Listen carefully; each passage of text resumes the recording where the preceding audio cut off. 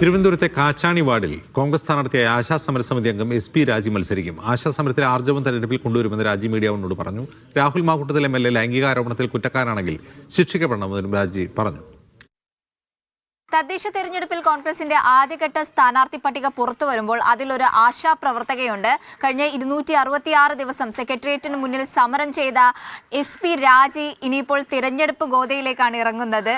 ആശാ സമരത്തിൽ നിന്നും തെരഞ്ഞെടുപ്പിലേക്ക് എങ്ങനെ തോന്നുന്നു? ഇനി എങ്ങനെയൊക്കെയാണ് പ്രചാരണങ്ങളൊക്കെ കടുപ്പിക്കാൻ പോകുന്നത്?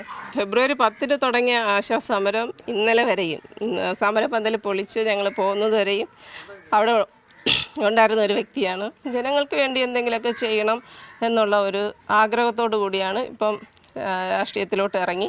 രാഷ്ട്രീയ പ്രവർത്തകയാണ്. കുടുംബം പാരമ്പര്യമായിട്ട് എൻ്റെ പപ്പ മുതൽ കോൺഗ്രസിൻ്റെ ഒരു പ്രവർത്തകനായിരുന്നു. അങ്ങനെയാണ് ആശാസമരവുമായി ബന്ധപ്പെട്ട് 266 ദിവസവും യാതനകളും നിങ്ങൾക്ക് എല്ലാവർക്കും അറിയാമെന്നുള്ളത് തന്നെ.